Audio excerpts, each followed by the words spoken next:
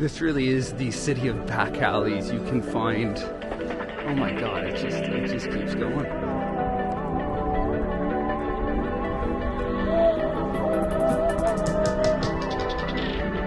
Today we're in the ex-communist country of Albania, in the capital of Tirana.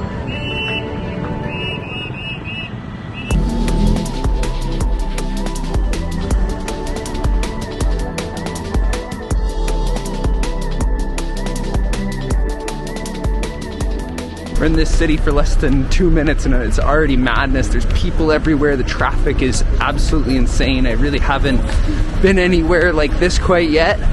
Berlin's probably the closest thing, and even then it's a little bit more orderly here. Everybody walks all over the place and it's a little hard to kind of navigate.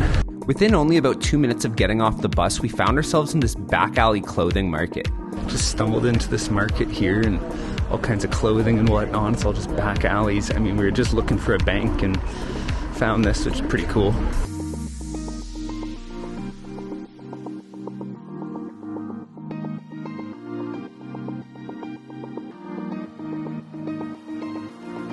Only place I've ever been somewhere like this is Japan. This is like really, really interesting. This market was absolutely hectic.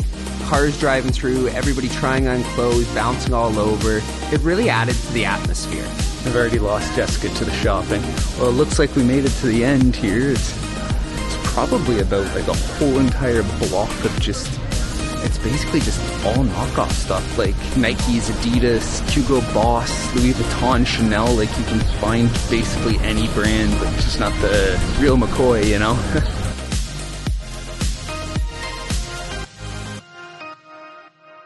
Yeah, it's just, we're gonna go and try to see some of the communist history today. We're gonna try to see, you know, just some of the main attractions, see the nightlife. We're gonna stay here for the night.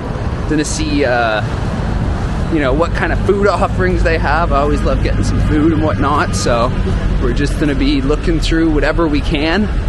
Just kind of discover the capital city of Albania. Trying to cross the street here is a level of insanity. There's cops directing, just waving flags around and that. You have no idea what the hell he means, or at least I don't. Waving it this way and that, and somehow people understand. We made our way to Skanderbeg Square, where we were treated to the call to prayer from the only mosque that survived communism in Tirana. This square houses the Opera House, the Ethembe Mosque, and something I was extremely excited to see, the National History Museum. Unfortunately, it was under construction, so here's a picture of what it should look like. Right now we're heading over to the Pyramid of Tirana. Back in the late 80s, it was built for the late dictator.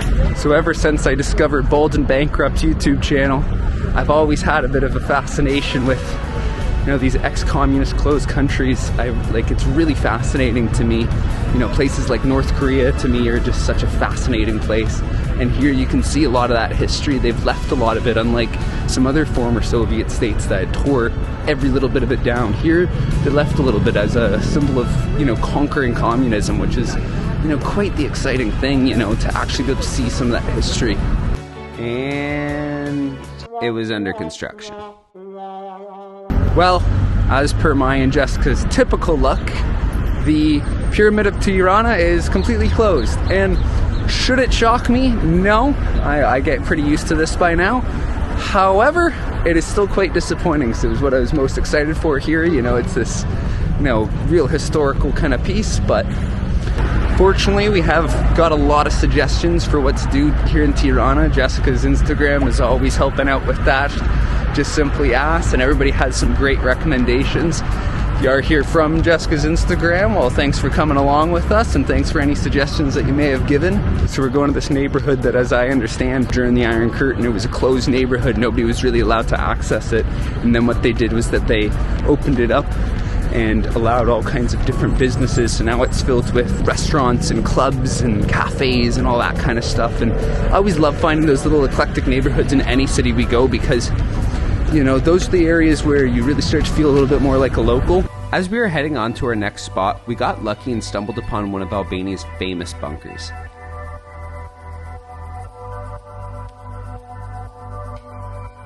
It's really cool. You can see behind me the bunker, which Albania is really, really famous for. They built like 700,000 over the course of like decades because the dictator here was completely paranoid that Albania was going to be invaded, even though there was absolutely no indication that was going to happen. Right next to that little bunker was also a piece of the Berlin Wall, which, you know, is really interesting. I seen that when we were in Berlin, but here to see it with all the graffiti on it and whatnot is pretty neat. In the Berlin Wall that you can see in Berlin, a lot of it's like been chipped off, and people used to sell fragments of it to tourists. Here, that's a little bit more of a monument and something a little bit more, you know, I guess you could say respected. So we're in that neighborhood that I was talking about. Oh my god, the horns here are insane. We're in that neighborhood I was talking about, and Jessica's good at always seeking out places with tons of restaurants and pubs. I think she's hinting at me for an afternoon beer, but we'll see how it goes. We're just looking for a place to grab a drink and then try to book a hotel all at the same time because we didn't book anything for tonight. We weren't sure if we were going to stay here or not. We did grab that drink before heading on to the next destination. After booking an Airbnb, we felt much more free to explore the neighborhood without having to rush at all. Except, the city kind of makes you feel like you have to rush quite a bit. I do gotta say, crossing the street here is a little risky.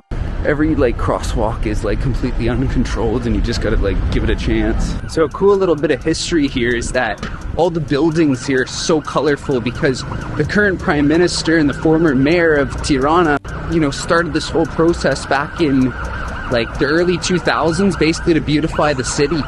I'd say based on this street, they've done a damn good job. I'm gonna make a bit of a bold statement. If you want some really hectic, kind of crazy travel in a city and don't really want to fly all the way to Asia from like North America or even Western Europe, I think Tirana will satisfy you. Especially like the prices are still good. It's still like, you know, a very, very affordable place to go, but yet it's not, you know, like this insanely far destination. It's still possible to speak English fairly easily. You know, like you can get around and manage without it, you know, kind of costing you the same level of arm and a leg that it will in other places. You can tell that whole, you know, modernization and beautification and all that kind of stuff is really, really popping, but it feels so cultural. Like there's this guy here.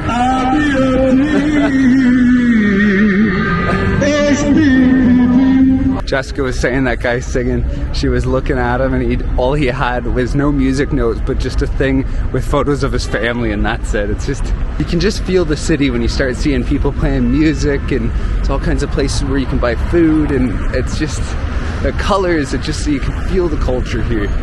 I'm really enjoying this city. Like I don't know if you can tell, but I'm really enjoying this city. It feels completely different to anywhere I've been, like. And it just kept getting better and better.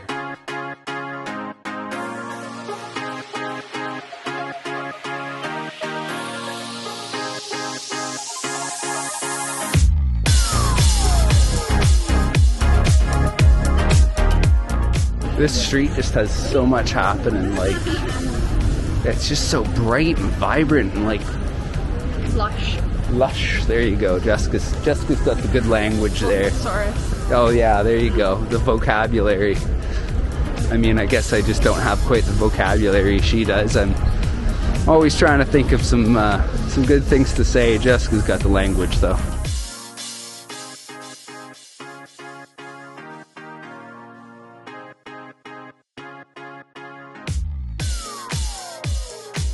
This really is the city of back alleys. You can find, oh my god, it just keeps going.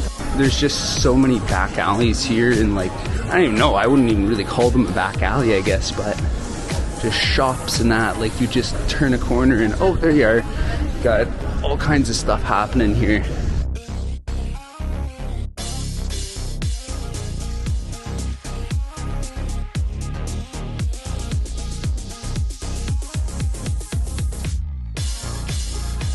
Jessica's going to the bathroom, and as usual, I'm holding everything. We didn't stick around very long here because there's still a lot more we wanted to see. On the way out, we saw the little doll that's a symbol of good luck. And on our way to the next spot, the beauty of this city continued to show. It's so crazy seeing all the mosques here. Like, I've never been in a Muslim majority country where there's mosques everywhere, and it's just, they're such beautiful structures. Like, I absolutely love seeing them. Something I kind of always wanted to see, and I didn't really realize coming to Albania that I would see a lot of that here. Like, I don't know, it's beautiful. I love hearing like the call to prayer every night. Like, even sitting on our balcony, we hear the call to prayer often, and it's just like such a beautiful experience to hear. And it might even sound a little bit ignorant of me, but I kind of thought I had to go to more, you know, Middle Eastern countries or like Turkey or countries in that kind of area. Like, I thought that's what I would have to do. I didn't realize that Albania was a Muslim majority country until I got here and I started hearing the call to prayer, and I'm just kind of fulfilling some travel dreams, I guess. It really seems like a bit of a back alley kind of day. We're just walking through yet another one. I'm trying to find this one market, Pazari I Ri.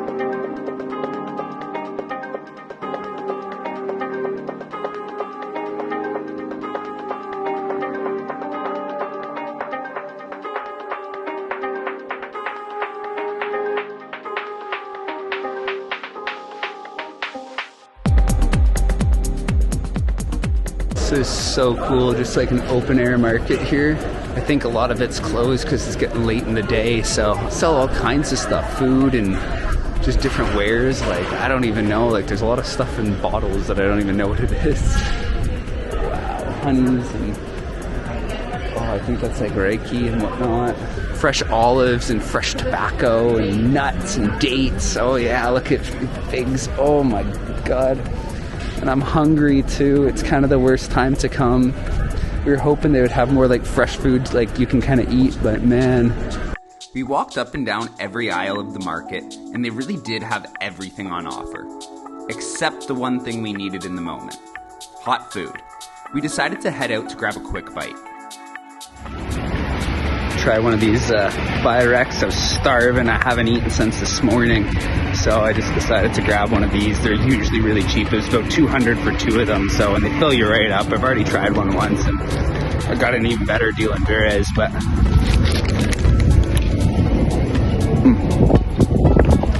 filled with like meat. Oh, so flavorful. So good. They're filling too, so you don't, you know, you can save a lot of money just by eating some of these. Like, probably the best thing that I've found since being here, and they're kind of famous here too. The Pyrex, something like that. We headed to our Airbnb and got ready to go out for the night. But after a quick dinner, we were really exhausted and decided to call it an early night. We're trying to find our bus home, and it's almost impossible to figure it out. Some girl was helping us out and told us where to go, but we still aren't sure if we're in the right place at all. Thank God for Albanian hospitality. The girl gave us some good directions there to get us to this bus terminal of Kamaz. It was a bit of a challenge, but you know, at least she was willing to help us out and just did it unprompted without us asking, so appreciative of that.